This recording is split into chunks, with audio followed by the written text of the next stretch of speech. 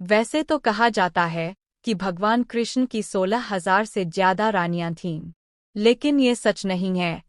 असल में तो उनकी केवल 08 रानियां थीं जिनसे कृष्ण ने शादियां रचाईं। जानते हैं कि कृष्ण की पत्नियों के बारे में और उनकी संतानों के बारे में भी। ये भी जानते हैं कि कृष्ण के बाद उनका उत्तराधिकारी कौन बना। पौराणिक कथाओं के अनुसार भगवान कृष्ण की 16,108 पत्नियों और उनके 1.5 लाख से भी ज्यादा पुत्र थे।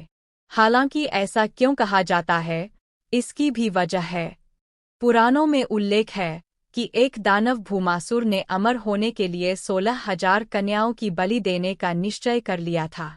श्री कृष्ण ने इन कन्याओं को कारावास से मुक्त कराया और उन्हें वापस घर भेज दिया। जब वो घर पहुंची तो परिवार वालों ने चरित्र के नाम पर उन्हें अपनाने से इनकार कर दिया। तब श्री कृष्ण ने 16,000 रूपों में प्रकट होकर एक साथ उनसे विवाह रचाया था। असल में कृष्ण ने केवल 08 बार ही शादी थी। उनकी केवल 08 पत्नियां थीं, जिनके नाम रुक्मणी, जाम्बवंती, सत्यावा, कालिंदी, मित्रबिंदा, सत्या, भद्रा और लक्ष्मणा था।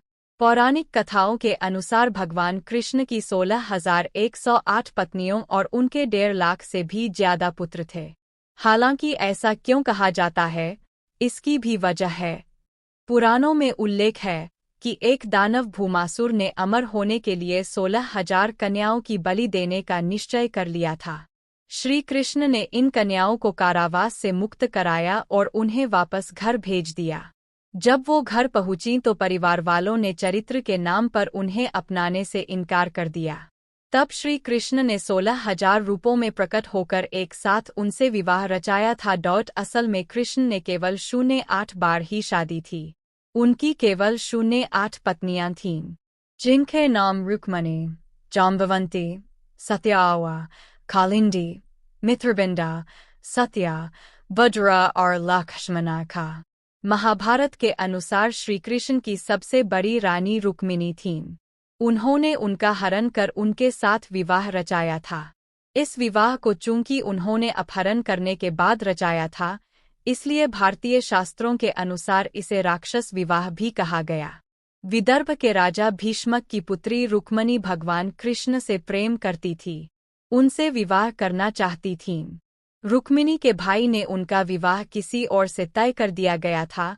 जब ये बात कृष्ण को पता चली तो उन्होंने बलपूर्वक रुक्मिणी का हरण कर लिया। द्वारका ले आ जाए। यहाँ पर फिर कृष्ण रुक्मिणी का विवाह हुआ। महाभारत के अनुसार श्रीकृष्ण की सबसे बड़ी रानी रुक्मिणी थीं। उन्होंने उनका हरण कर उनके साथ विवाह रचाया था।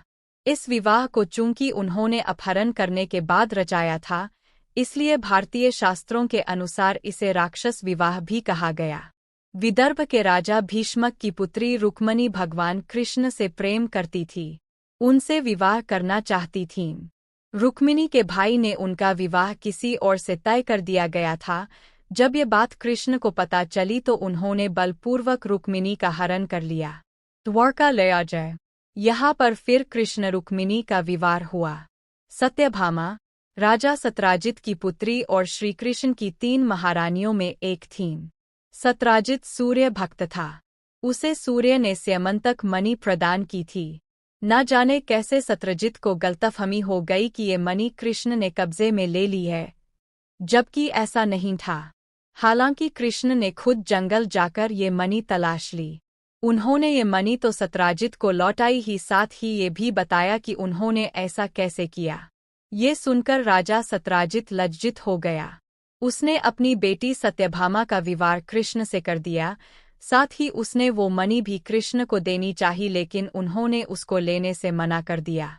3:10 सत्यभामा राजा सत्राजित की पुत्री और श्रीकृष्ण की 3 महारानियों में एक थीं। सत्राजित सूर्य भक्त था। उसे सूर्य ने स्यमंतक मणि प्रदान की थी। न जाने कैसे सत्रजित को गलतफहमी हो गई कि ये मणि कृष्ण ने कब्जे में ले ली है, जबकि ऐसा नहीं था। हालांकि कृष्ण ने खुद जंगल जाकर ये मणि तलाश ली। उन्होंने ये मणि तो सत्राजित को लौटाई ही, साथ ही ये भी बताया कि उन्होंने ऐसा कैसे किया। ये सुनकर राजा सत्राजित लज्जित हो गया। उसने अपनी बेटी सत्यभामा का विवाह कृष्ण से कर दिया, साथ ही उसने वो मणि भी कृष्ण को देनी चाहिए, लेकिन उन्होंने उसको लेने से मना कर दिया। दरअसल सत्यभामा की शादी के साथ जुड़ी हुई कहानी उनकी जाम्बवती से विवाह की भी है। कृष्ण जब मणि को तलाशते हुए जंगल में ऋक्षराज जाम्बवान की गुफा में पहुंचे तो वहां उन्होंने एक बालक को स्यमंतक मणि से खेलते हुए देखा। अनजान व्यक्ति को देखकर बालक की भाई ने शोर मचाया।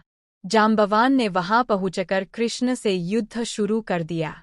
कुछ ही देर में जाम्बवान ने कृष्ण को पहचान लिया।